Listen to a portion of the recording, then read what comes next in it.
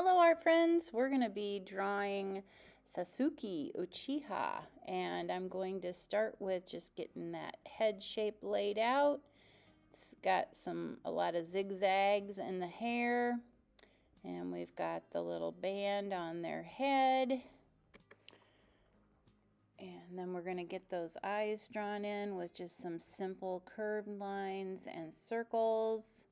Little dots for the nose and a line for the mouth. There's our chin, kind of more V-shaped. And then we've got a curved line for the turtle